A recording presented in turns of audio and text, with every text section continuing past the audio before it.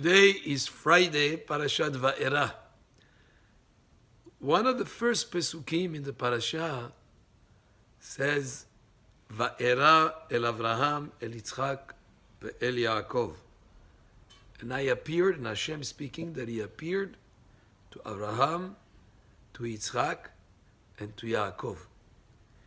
And Rashi, the classic commentator, who explains the verses of the Torah, and Rashi is very specific about the wording that he uses. He's not verbose. He says in a very succinct way, very specific, very to the point. He uses the minimal number of words when he explains something. And typically when Rashi explains or makes a comment on one of the words or statements in the Torah, it is because there was a question that came up. Otherwise, some verses do not need an explanation. Whatever they say is what they say. So when the Pasuk says, Va'era, I appeared, Rashi explains, Ela Avot, to the forefathers. But wait a minute, the rest of the Pasuk says, El Avraham, El Yitzchak, Ve'el Yaakov, that he appeared to Avraham, to Yitzchak and Yaakov, were our forefathers. So what extra explanation is Rashi giving us by when he says, Va'era, I appeared, and he explains El Avot to the forefathers? It's something that we would have figured on our own. The Pasuk itself says, on Avraham, Yitzchak and Yaakov.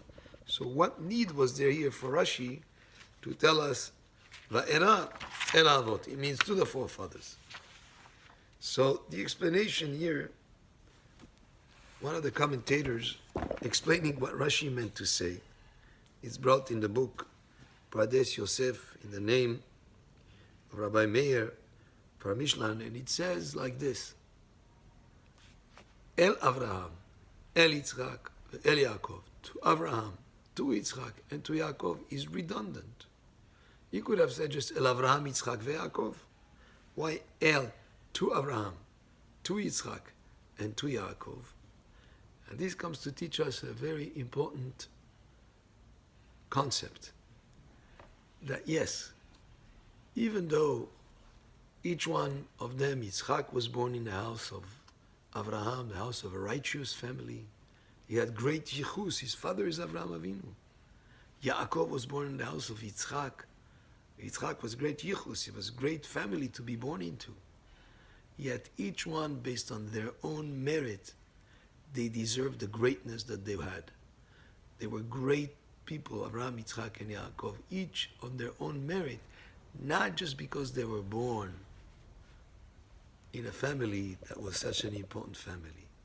So Rashi, by telling us, Va'era, I appeared, Ela Avot, to the forefathers, each one was a forefather on their own merit, not just because they were born in the house that they were born in. Many times people rely, of course, good family, a good family background is very important. Yichus is very important. But a person should never lose sight of the fact that he himself has a responsibility to shine in his own way, of course, based on whatever values he gets from his home, from his parents, from the family that he grew in. But a person cannot just rest on those laurels. He has to himself develop, just like Avraham, Yitzchak, and Yaakov. Each had a different essence to them. Avraham was kindness. Yitzchak developed the aspect of discipline, which is a different approach than the father that was all about kindness. And Yaakov didn't just go in the way of this father of discipline.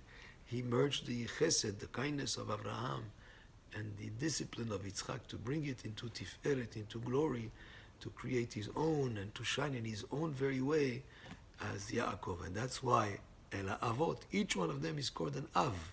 He's not just the son of his father. He's himself a forefather. He's himself shining based on his own merit. And that's a lesson for us. As we think of the great values and what we inherit and absorb from our families and from our parents, each of us have an obligation to shine in our own way and to use whatever talents Hashem has granted us to serve Him in the best way and the best potential that we can. Baruch Adonai le'olam. Amen ve'amen.